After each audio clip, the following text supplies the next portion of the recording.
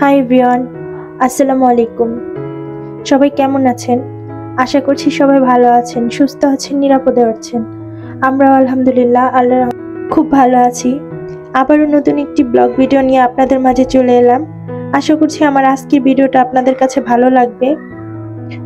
তো এই মুহূর্তে যে যেখান থেকে আমার ভিডিওটা দেখছেন, প্লিজ একটা লাইক দিয়ে আমার ভিডিওটা ফুল ভিডিও কন্টিনিউ করবেন। আপনাদের একটা ছোট্ট লাইক আমার ভিডিওটা অনেক মানুষের মাঝে পৌঁছে দিতে সাহায্য করবে। তো আশা করব আমার ভিডিওটা একটা লাইক দিয়ে দেখা শুরু করবেন। আর দেখতে দেখতে আমার ভিডিওর কোনো অংশে যদি ভালো লেগে যায় তাহলে প্লিজ আমার চ্যানেলটা সাবস্ক্রাইব করবেন। সাবস্ক্রাইব করে পাশে থাকা বেল আইকনটা প্রেস করে রাখবেন। এতে করে আমি নতুন কোনো ভিডিও ছাড়লেই নোটিফিকেশন আপনাদের কাছে চলে যাবে।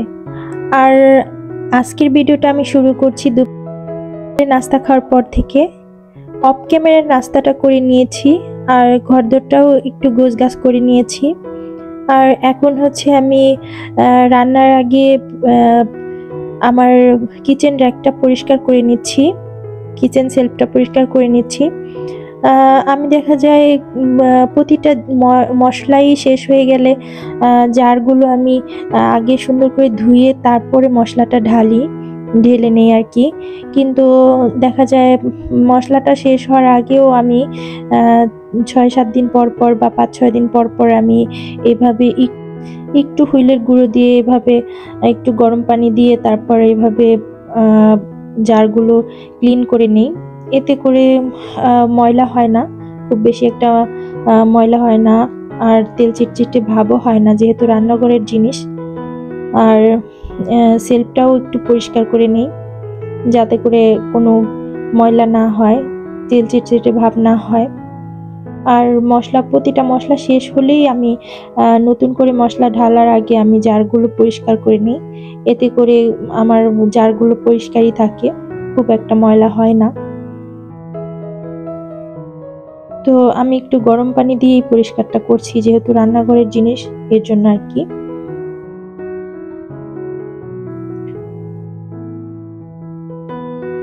তো একে একে আমি সবগুলো জার ক্লিন করে নিচ্ছিলাম।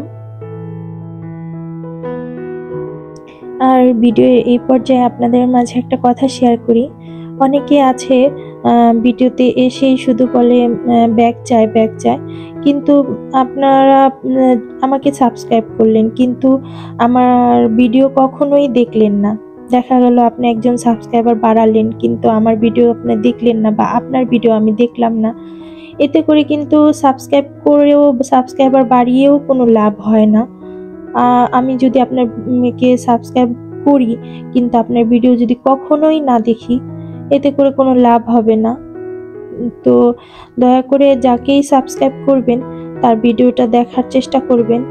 যদিও প্রতিদিন যদি নাও দেখতে পারেন, সময় সুযোগ করে ২-১ দিন পরপরই দেখার চেষ্টা করবেন। আমি কিন্তু যাদেরকে সাবস্ক্রাইব করেছি সবার ভিডিওই কম বেশি দেখার চেষ্টা করি। হয়তো বা মিস্টেকে কারো ২-১ দিন গ্যাপ হয়ে যায়, কিন্তু সবারটাই দেখার চেষ্টা করি আর কি। যাদেরকে সাবস্ক্রাইব করেছি তাদের ভিডিওগুলো ওয়াচ করার চেষ্টা করি।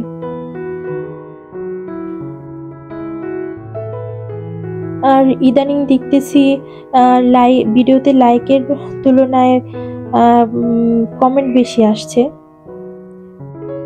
তো প্লিজ যারা ভিডিওটা দেখবেন, ভিডিও দেখার শুরুতে একটা লাইক দিয়ে দিবেন, লাইক দিয়ে ভিডিওটা দেখা শুরু করবেন। আর ভিডিও রিলেটেড সুন্দর একটা কমেন্ট করবেন, অন্য কোনো কমেন্ট করবেন না। তো আশা করি আমার কথাটা বুঝতে পেরেছেন সবাই। তো এই তো আমার সেলফটাও পরিষ্কার হয়ে গেছে, ক্লিন করে নিয়েছি। তো এখন আমি সবকিছু আবার আগের জায়গায় গুছিয়ে নিচ্ছি সব।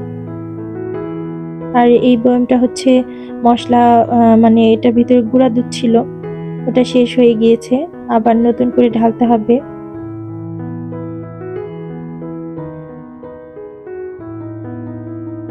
তো একে একে আমি সবগুলো সুন্দর করে গুছিয়ে নিচ্ছি।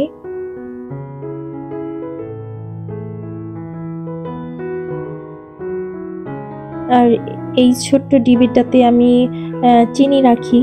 দেখা যায় বড় ডিবিটা সবসময় নাড়াচাড়া করতে একটু প্রবলেম হয়, যার কারণে আমি এই ছোট্ট জারটাতে আমি চিনি রাখি।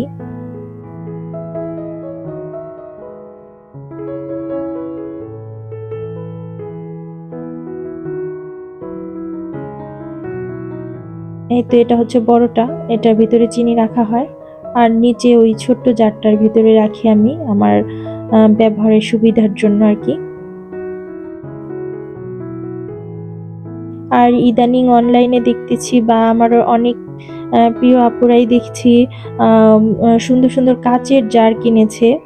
উপরের ঢাকনাটা ওই যে কাঠের থাকে, ওগুলো আমি অনেক আগে থেকে আমার কাছে অনেক ভালো লাগে, আমি অনলাইনে অনেক দেখেছি। আমার কেনার অনেক ইচ্ছা আছে, ইনশাল্লাহ পরবর্তীতে কিনবো। আর এই যে এটা হচ্ছে আমার রান্নার চুলার পাশে থাকে সেটা আর কি। তো এটাও অনেকটাই তেল চিটচিটে হয়ে যায়, এর জন্য 2-1 দিন পর পর পরিষ্কার করার চেষ্টা করি আর কি। তো আমি এখানে এটা ক্লিন করে নিচ্ছি।